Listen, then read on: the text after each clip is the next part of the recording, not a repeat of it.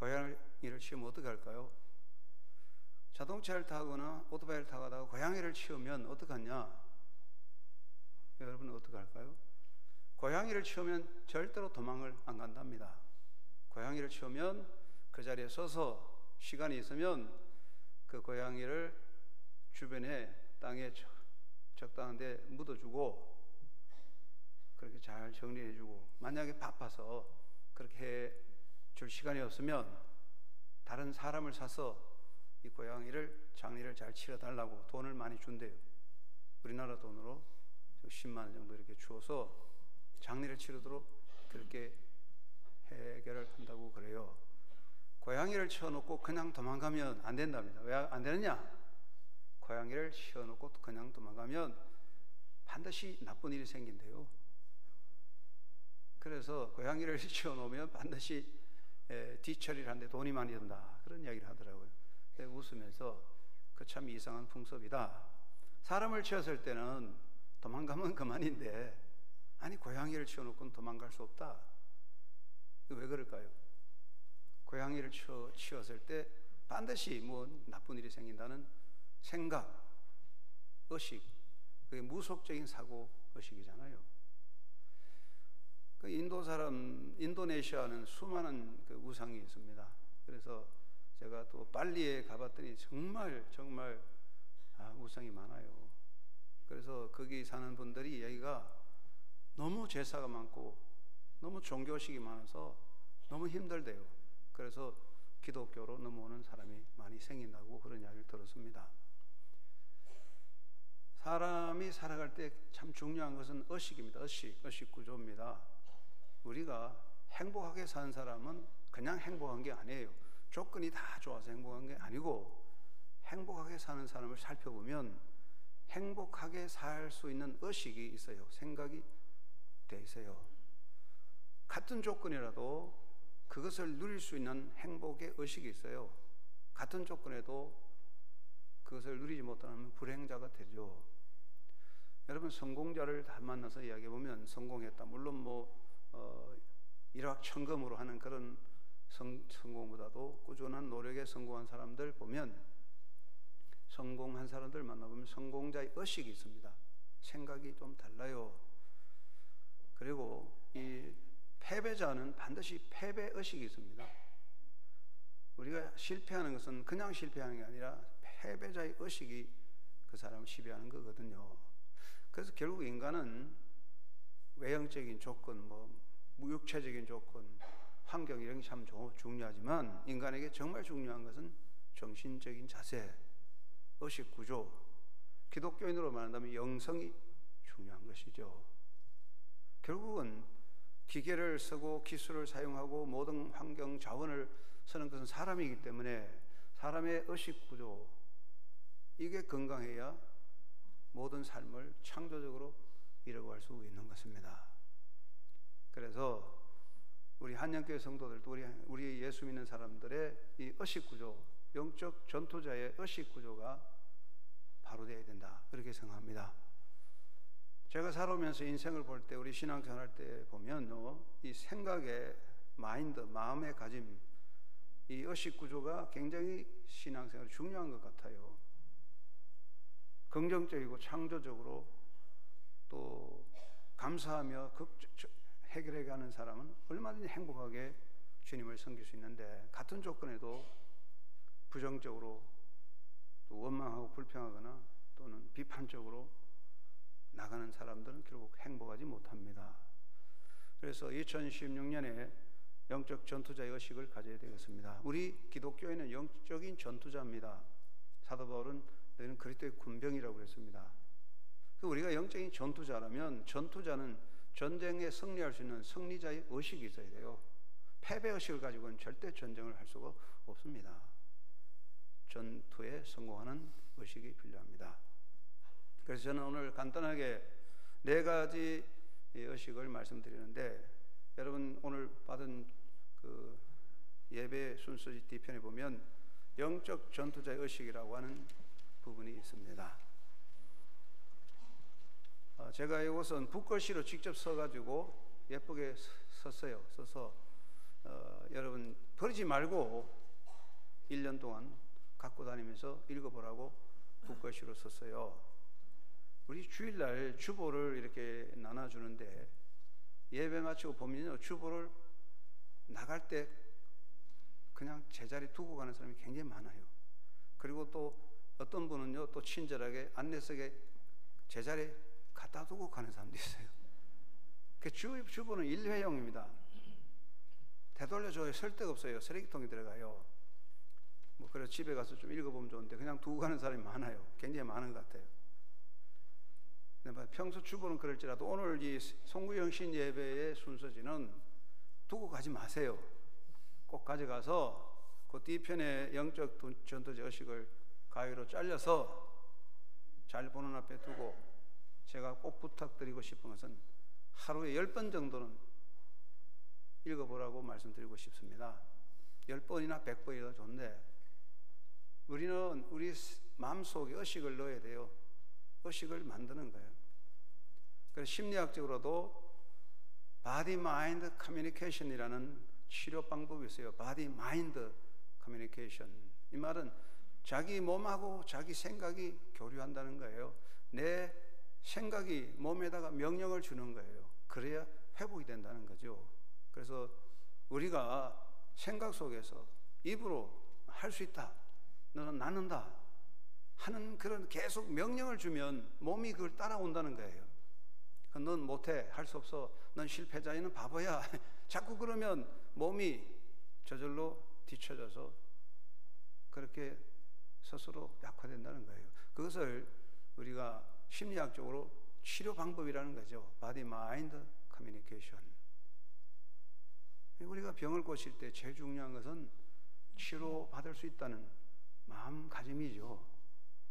나는 죽겠다는 사람은 치료가 안 되잖아요. 그래서 우리가 이 영적 전투제 의식이 필요한데, 저는 이 4가지를 꼭 부탁드리는데, 이 말씀을 여러분 기억하면서 하루에 10번 이상 꼭꼭 읽어보시고 크게 외쳐보시기를 바랍니다. 첫째는 내 영혼아, 이 내 자가 빠졌네요. 내 영혼아 일어나라, 힘을 발하라.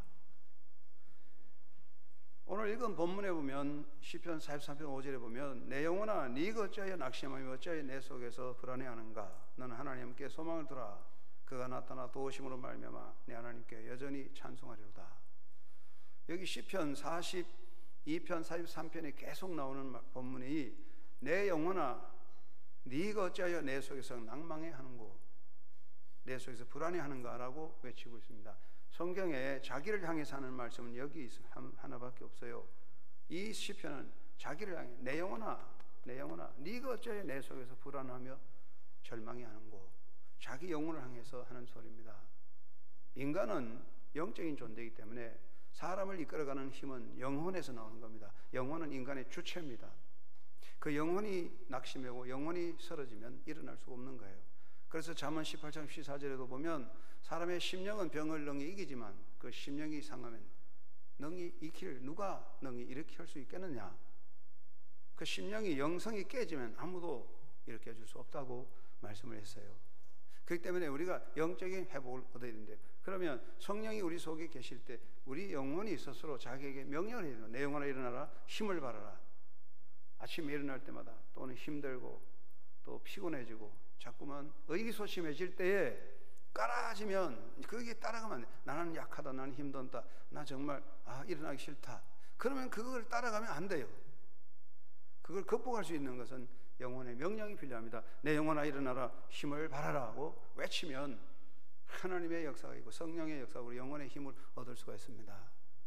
여러분, 내 영혼아 일어나라, 힘을 발하라, 이것은 하루에 수백 번 해도 됩니다. 머릿속에 담고 항상 내 영혼아 일어나라, 힘을 발하라. 힘들고 어려울 때, 주저앉고 싶을 때 주저앉지 마세요.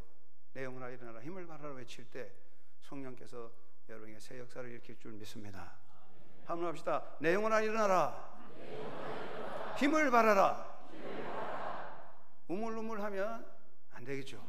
전쟁할 때 사탄아 물러가라 외칠 때 강하게 외쳐야지. 사탄아 물러가라, 물러가 주세요. 사탄아 물러가 주세요. 도적이 왔습니다. 도적님 물러가 주세요. 외쳐야 됩니다. 크게 사탄아 물러가라 외쳐야 되는데 우리 영혼을 향해 외치는 겁니다. 이런 외침이 필요합니다.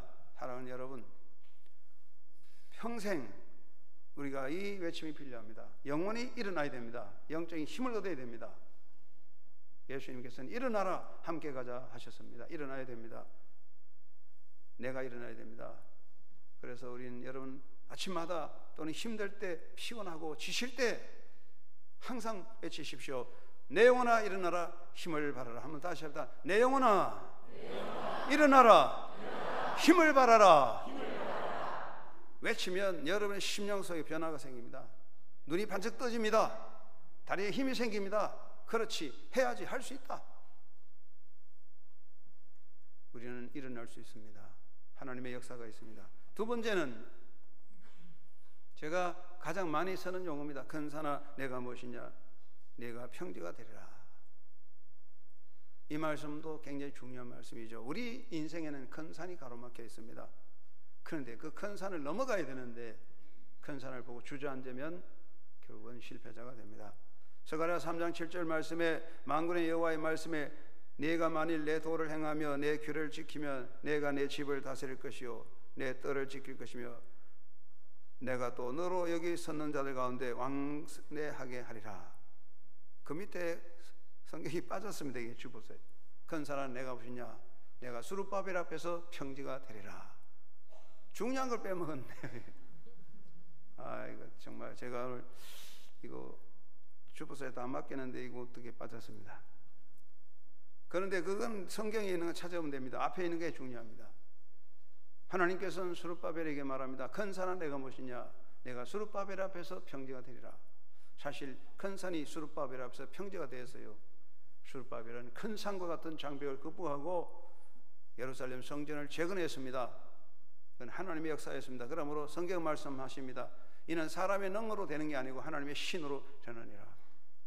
여러분, 인간의 지식과 지혜와 조건을 되는 게 아니라 하나님의 역사, 성령의 능력으로 되는 것입니다. 하나님이 여러분과 함께 하십니다. 그러므로 여러분 인생 앞에 큰 산이 있을지라도 낙심하지 말고 큰 산은 내가 무엇이냐, 내가 평지가 되리라고 외치는 신앙자가 되시기를 바랍니다.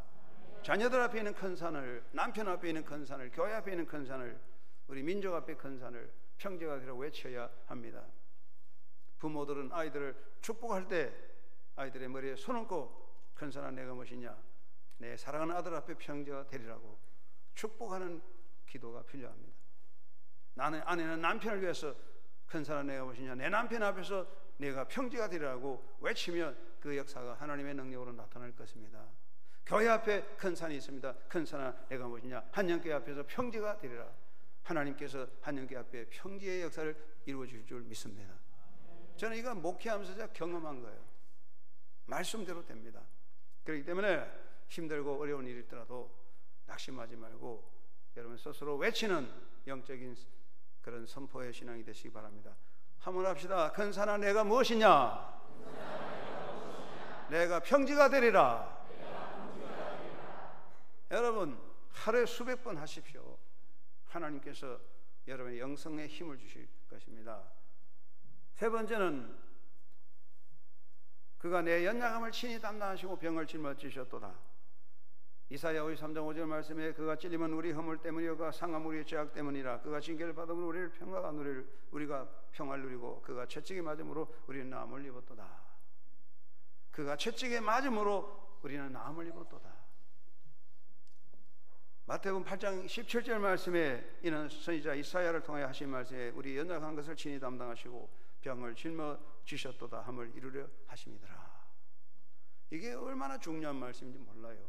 이사야 53장 5절 말씀에 그가 채찍에 맞음으로 내가 나음을 입었도다. 예수님이 고난받은 것은 나의 능력을 위한 거 아닙니까?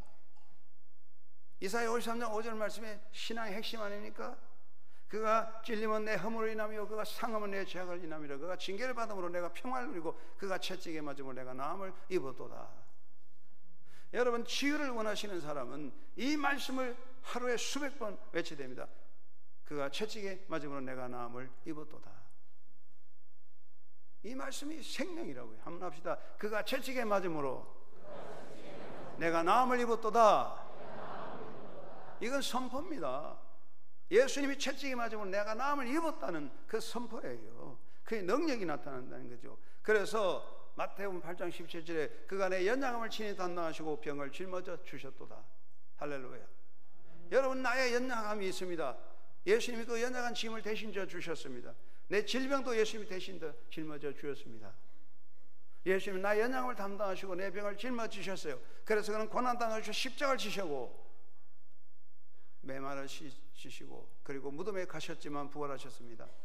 예수 그리스도 안에서 하나님의 역사가 나타나는 것이에요. 그러므로 우리가 이 말씀대로 아멘하면 되는 것입니다. 그래서 여러분, 이 말씀은 우리가 이 땅에 살아갈 때 하루에 수백 번 외칠 때 하나님의 능력이 여러분의 심령에 나타날 줄 믿습니다. 말씀의 능력이 있는 거야. 말씀의 역사가 있는 거예요. 말씀이 역사하는 거지 사람의 말이 아니야. 말씀의 능력이 있는 거야. 말씀이 하나님 말씀이 능력이 된다고요. 그래서 우리가 연약하고 힘들 때도 그가 내 연약을 친히 담당하시고 병을 짊어져 주셨도다. 계속 이 말씀 아멘 외치고 전인적으로, 정말 우리가 총체적으로 전인적으로 고백할 때 주님의 능력의 치유의 역사가 여러분의 삶 속에 함께 하실 것입니다. 특별히 우리가 피곤하고 약할 때, 약하다는 것에 매이면 아닙니다. 아이고 아프구나, 힘들구나 하지 마십시오. 나이가 들면 일어날 때 아이고 앉을 때 아야야. 사랑하는 성도 여러분, 나이가 들면 일어나면 아프고 앉을 때 아픈데 제가 부탁합니다. 일어날 때 아프더라도 아야야 하지 마세요. 앉을 때 아파도 아야야 하지 마세요. 절대로 그 좋은 소리 아닙니다. 저는 앉았다 일어났다 아파도 절대로 아야 소리 안 합니다. 아프면 이를 꽉 다물어야죠. 나이가 들면 아이고 그렇게 하지 마세요. 사람들이 말합니다. 멀쩡하다가 아들 몸은 아들아 여기도 아프대 저기도 아프대 어깨도 아프고 위장도 나쁘다. 그 아들 못 오면 그러는 거야. 여러분, 그 아들 좋아하겠습니까? 엄마 만나는 근심이야. 또 어디가 아프다고 그러지? 그런다고 치료되는 건 아닙니다. 내 스스로 병을 인정하는 거예요. 이거 인정하면 안 되는 거예요. 여러분, 나는 할 수 없다, 나는 못한다, 나는 바보다 하루에 100번 해보세요. 그 사람 바보 안 되겠습니까? 성경은 우리에게 뭐라고 그랬습니까? 치유의 능력이 있습니다. 어디 가서 기도원에 가서 안수받아서 고치려고 생각하지 마세요. 말씀의 능력으로 치유받게 되기를 바랍니다. 말씀의 능력으로 치유받으세요. 말씀의 능력으로. 아멘. 말씀이 나를 치유하는 거예요. 말씀의 치료를 받는 거예요. 말씀이 아멘 하면 되는 건데 말씀을 버리고 다른 것을 사모하지 마세요. 그가 내 연약함을 친히 담당하시고 병을 짊어져 주셨도다. 이건 딸딸 외워야 되는 겁니다. 할렐루야. 한번 합시다. 그가 내 연약함을 친히 담당하시고 내 병을 짊어지셨도다. 이게 확실한 거예요. 말씀의 능력이잖아요. 말씀. 이건 누구 말씀이 아니라 하나님 말씀이에요. 예수님은 내 연약함을 친히 담당하시고 내 병을 짊어져 주셨습니다. 그게 확실한 고백이라고요. 고백. 그러니까 여러분, 이 말씀을 수백 번 약할 때마다 크게 외치는 거예요. 그가 내 연약함을 친히 담당하시고 내 병을 짊어져 지셨도다. 외치는 거예요. 외칠 때 역사가 나타나는 거예요. 일어설 때 앉을 때 아야야 하지 마시고, 아들 오면 여기 아프다 저기 아프다 하지 마시고, 이 말씀을 고백하고 앉든지 서든지 눕든지 예수님, 그가 내 연약함을 친히 담당하시고 내 병을 짊어져 주셨도다. 할렐루야. 외치세요. 주님의 능력이 나타날 것입니다. 네 번째, 그리스도 안에서 능력이 이긴다. 사도 바울은 말합니다. 그러나 이 모든 일에 우리를 사랑하신 이로 말미암아 우리가 능력이 이기느니라. 내게 능력 주시는 자 안에서 내가 모든 것을 할 수 있느니라. 할렐루야.